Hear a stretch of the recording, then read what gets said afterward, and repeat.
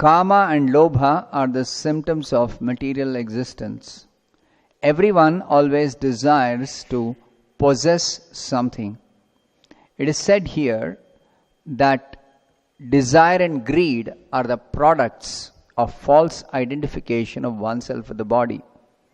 When one becomes free from this contamination, then his mind and consciousness also become freed and attain their original state. Mind, consciousness, and the living entity exist. Whenever we speak of the living entity, this includes the mind and consciousness. The difference between conditional life and liberated life occurs when we purify the mind and consciousness. When they are purified, one becomes transcendental to material happiness and distress. In the beginning, Lord Kapila has said that perfect yoga enables one to transcend the platform of material distress and happiness. How this can be done is explained here. One has to purify his mind and consciousness. This can be done by the Bhakti Yoga system. As explained in the Narada Pancharatra, one's mind and senses should be purified. Tat paratvena nirmalam.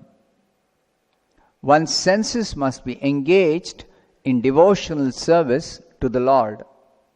That is the process. The mind must have some engagement. One cannot make the mind vacant. Of course, there are some foolish attempts to try to make the mind vacant or void, but that is not possible. The only process that will purify the mind is to engage it in Krishna. The mind must be engaged. If we engage our mind in Krishna, naturally the consciousness becomes fully purified and there is no chance of the entrance of material desire and greed. Lord Kapila has begun his instructions to his mother, Devahuti, who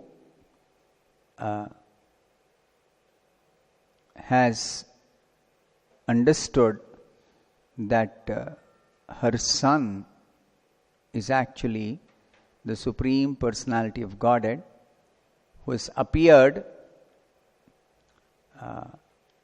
to deliver her as well as all those who follow his instructions. So she has made some very important inquiries and she has expressed her desire for transcendental realization, spiritual realization. Lord Kapila is very pleased with his mother for her questions and for her desire to attain self-realization. And he begins by explaining the highest yoga system. Yoga means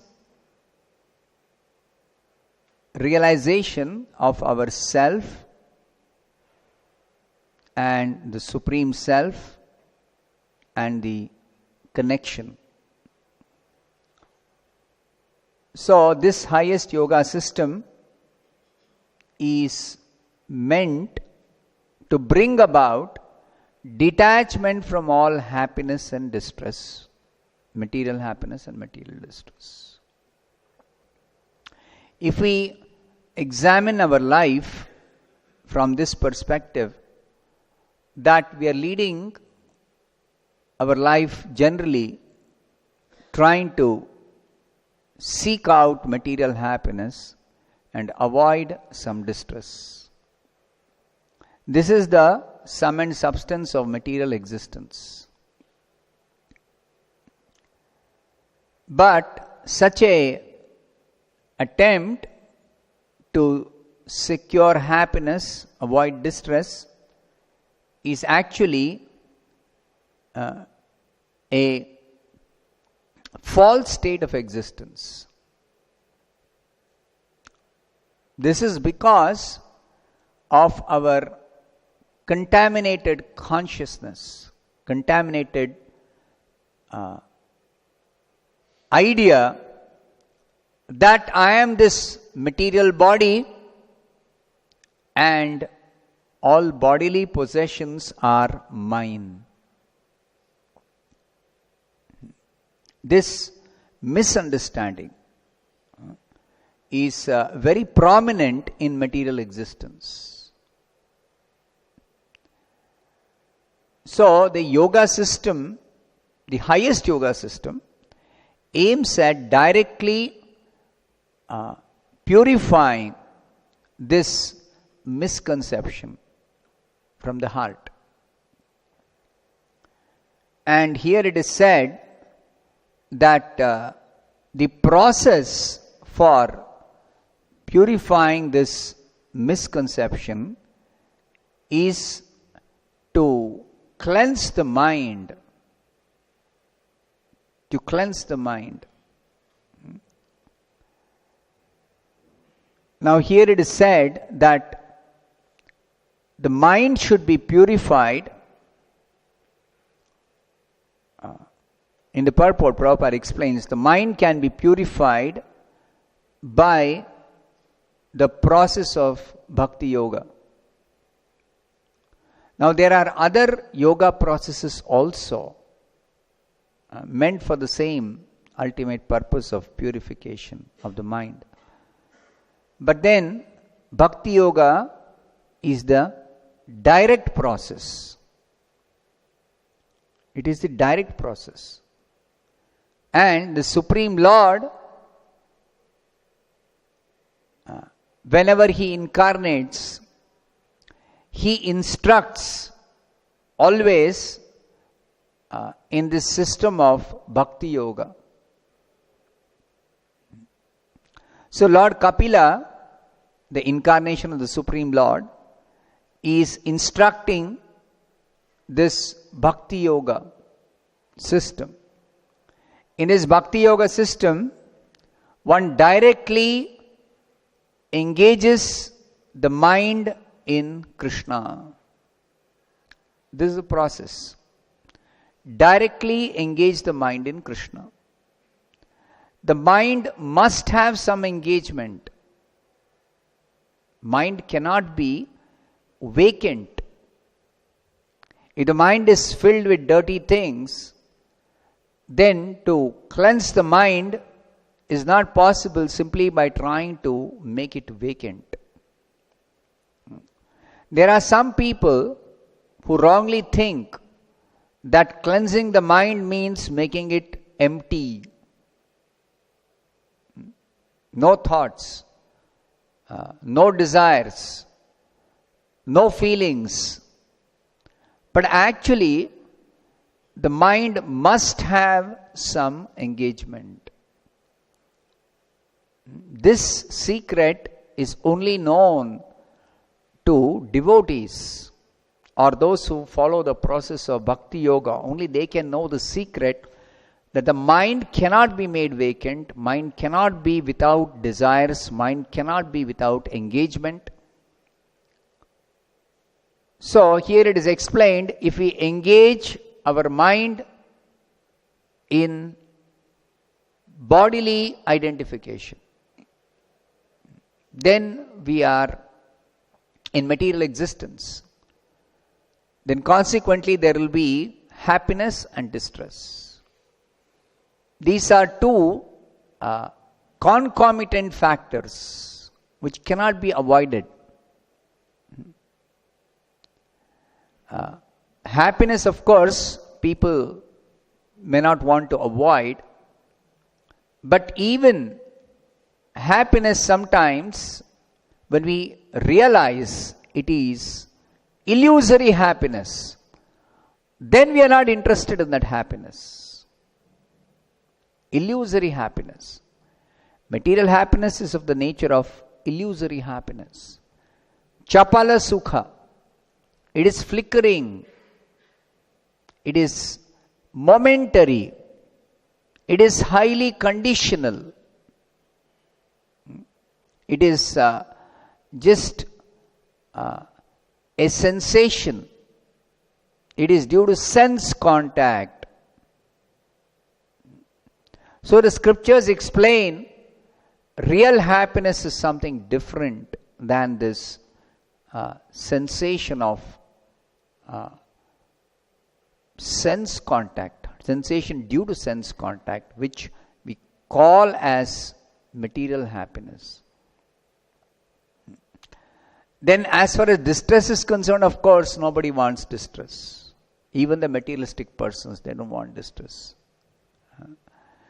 So, distress is there even if we don't want, even if we don't work for it, even if we don't desire it. Distress is there along with this material happiness. It cannot be avoided. There is no pure happiness in this material world. In this material world, there is no pure happiness. There is always happiness and distress. So this is another secret which is revealed in the Vedic literature, in the confidential parts of the Vedic literature. Now again, for people who are too much grossly engaged in material work, for such people, the scriptures are directing them how to perform pious activities and avoid and stop sinful activities. Directly explaining that pious activities will give you what you desire, give you some material enjoyment, facility for material enjoyment.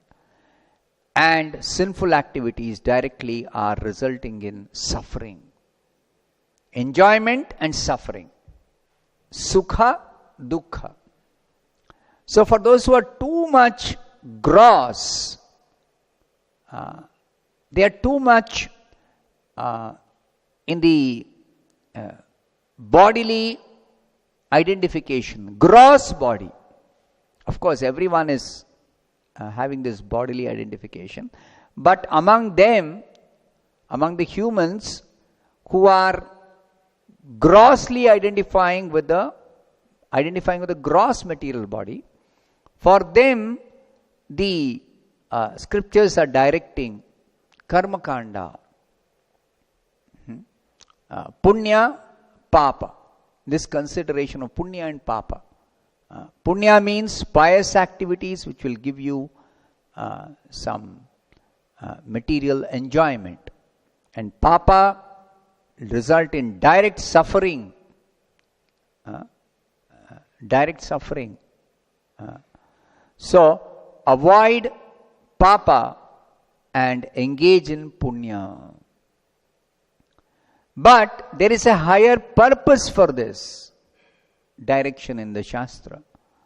It is to gradually bring people to the platform of jnana, knowledge. What knowledge?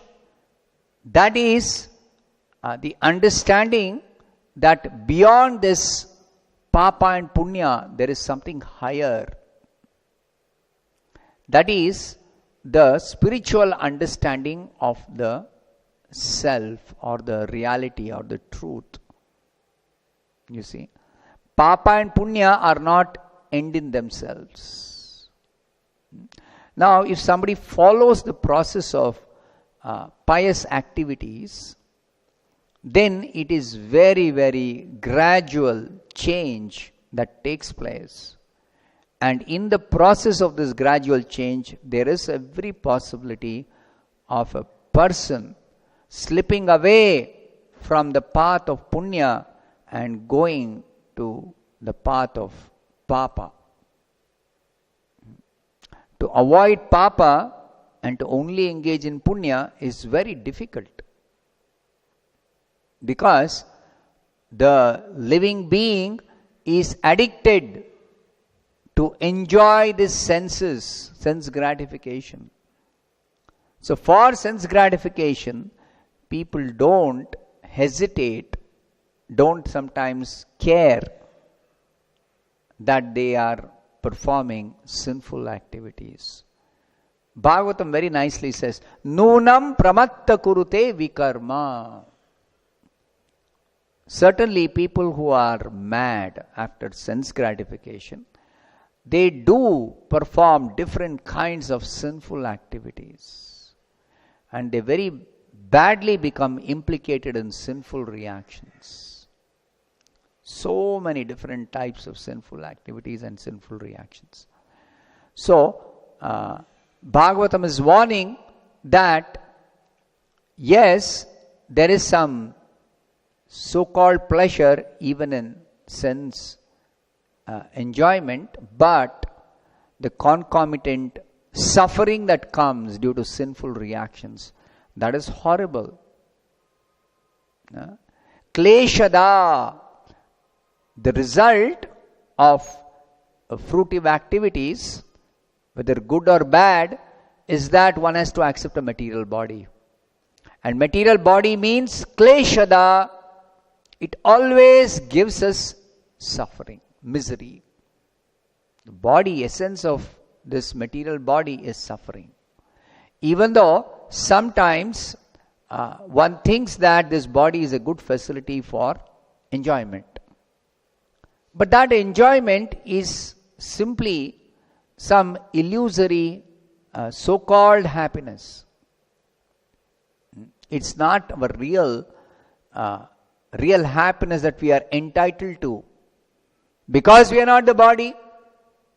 So where is question of pleasure in terms of this body? Such a idea itself is completely wrong. That is why illusory happiness. Because we are not the body. Under illusion I am thinking I am the body.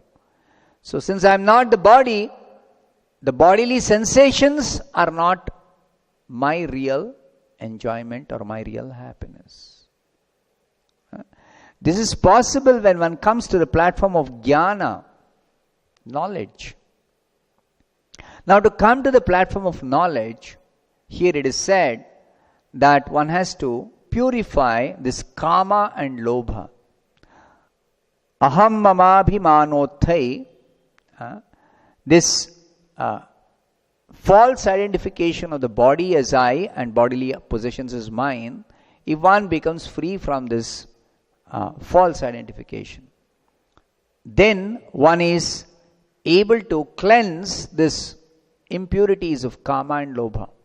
The whole material world is conducted by these two things, kama and lobha. Kama means desire for material enjoyment, material pleasure.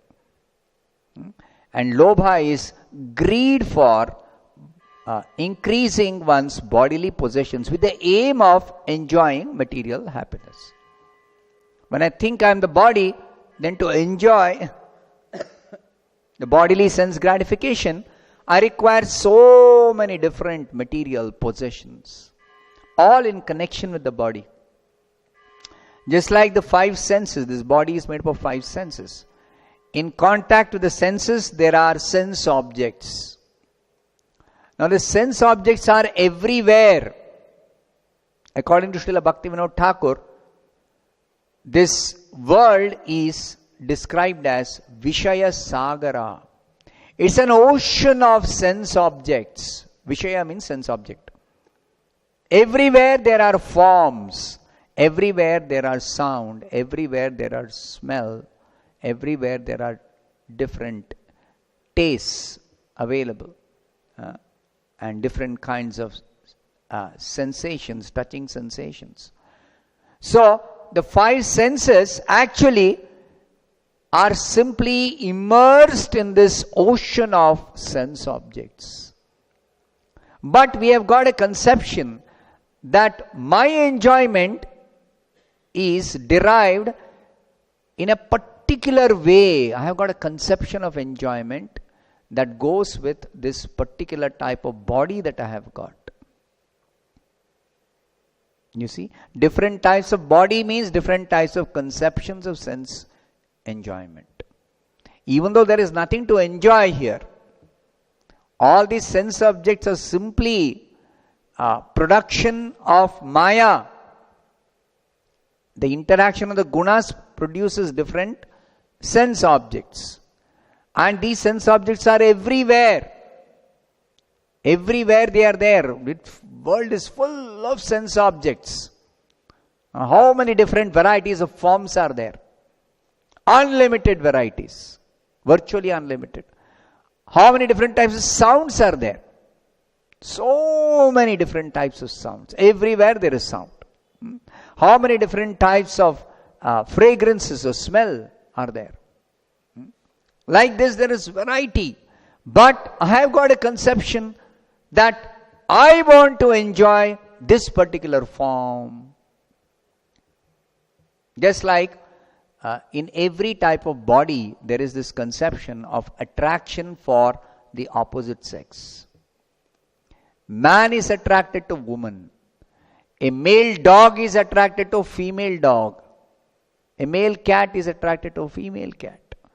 So this conception of enjoying a particular type of form.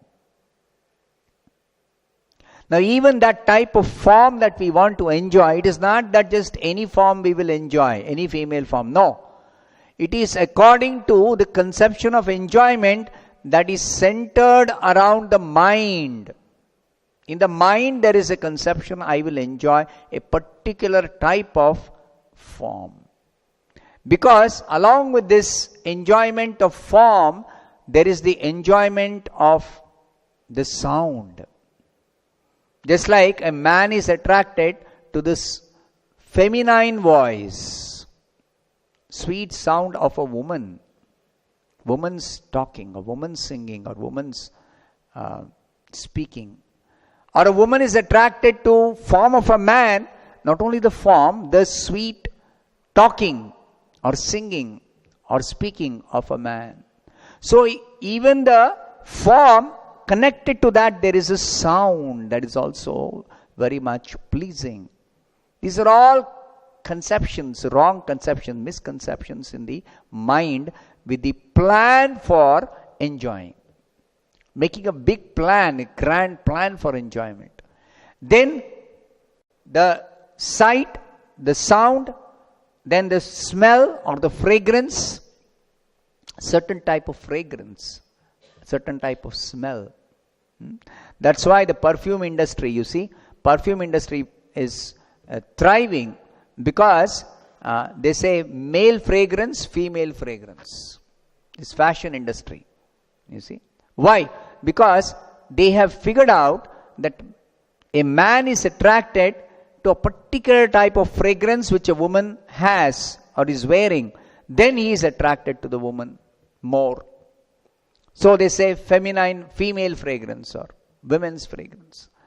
Or a woman is attracted to a particular type of fragrance a man may have or may wear. So male fragrance. So the whole industry is there. And simply it is illusion of attraction for a particular type of fragrance.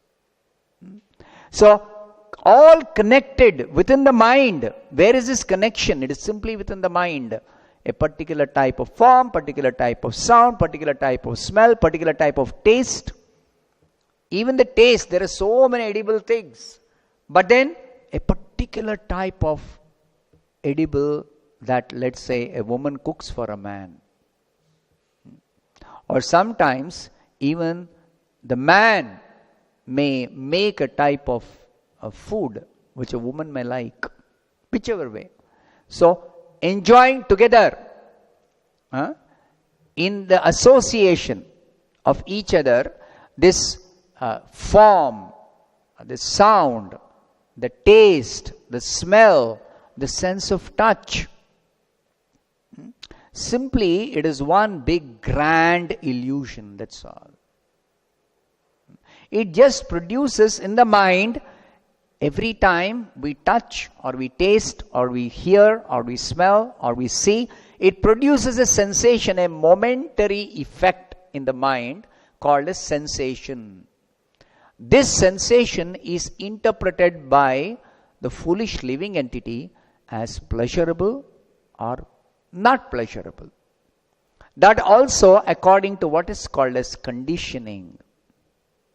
Now all this is, what I am telling is transcendental knowledge, jnana. Such jnana is not possible as long as one is engrossed in sense gratification.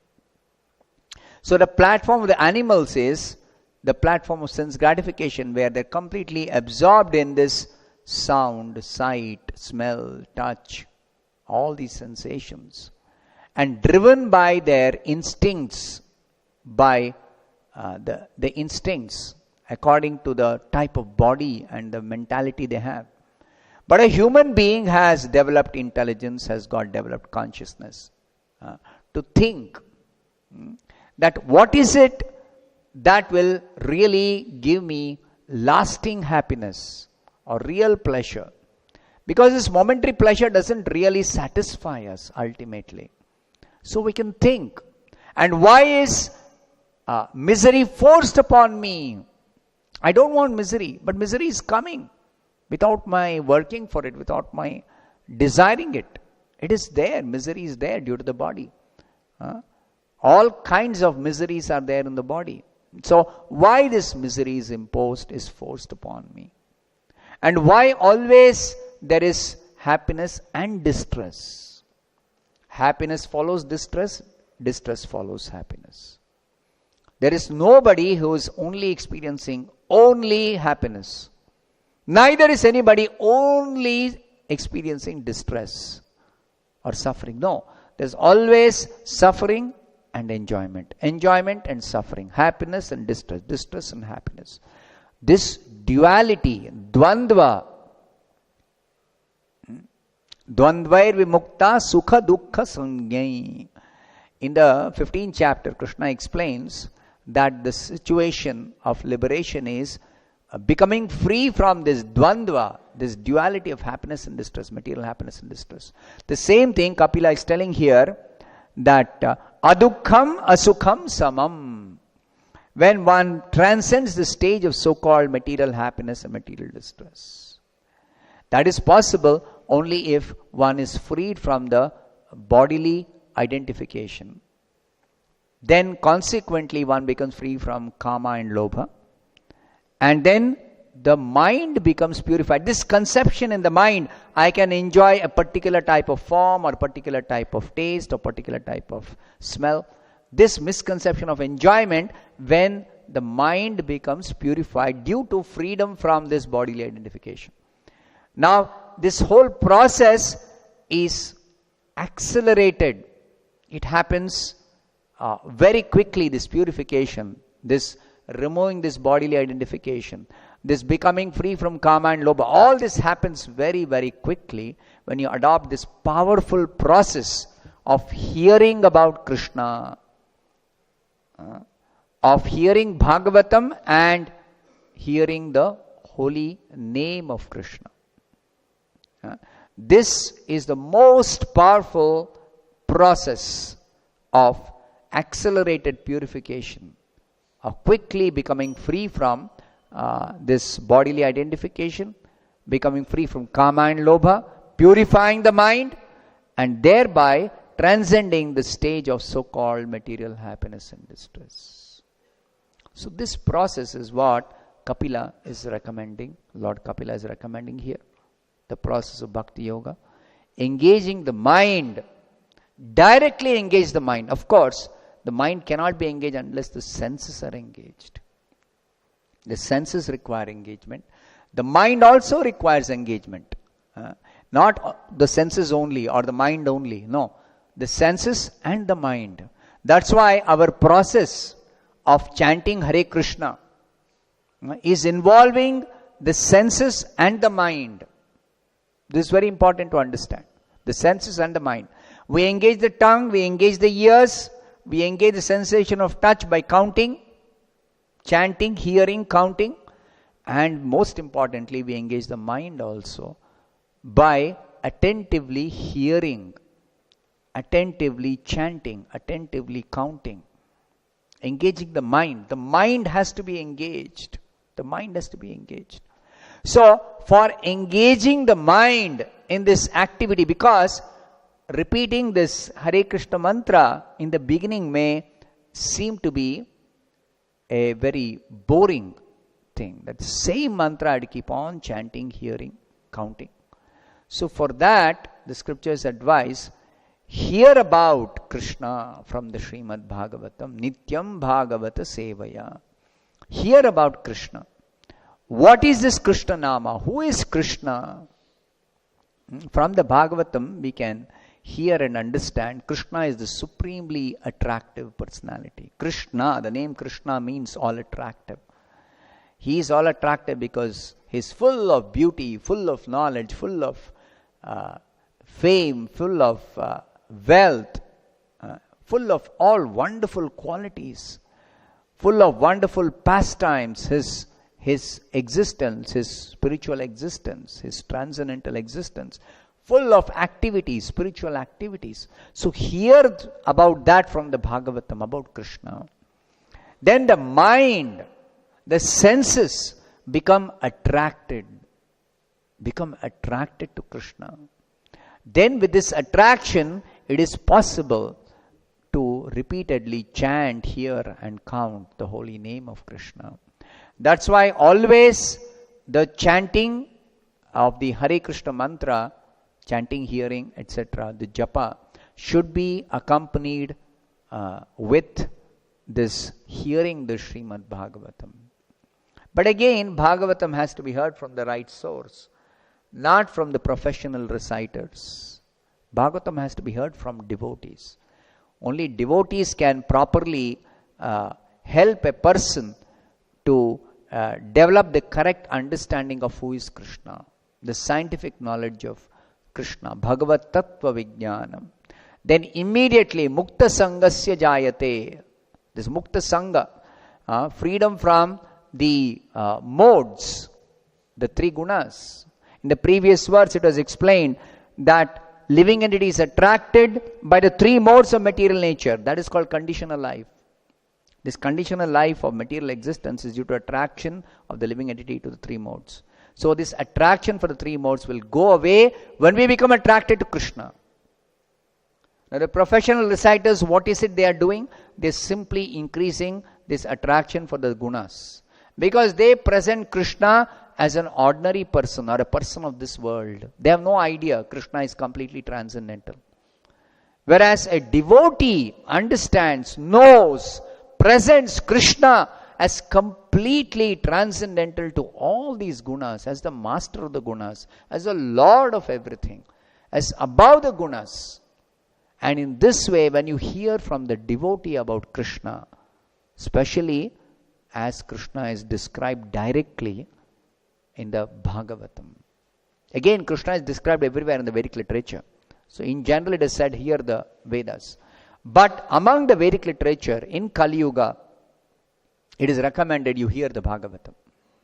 And when you hear the Bhagavatam, develop that attraction for Krishna. Then you are able to nicely engage in chanting Hare Krishna also. And then you become quickly cleansed in your heart. Your mind becomes purified. You become free from kama and lobha. Then you transcend. You become free from bodily identification and you transcend this so-called happiness and distress. Then you are freed from material existence. Otherwise, the essence of material existence is material happiness and distress.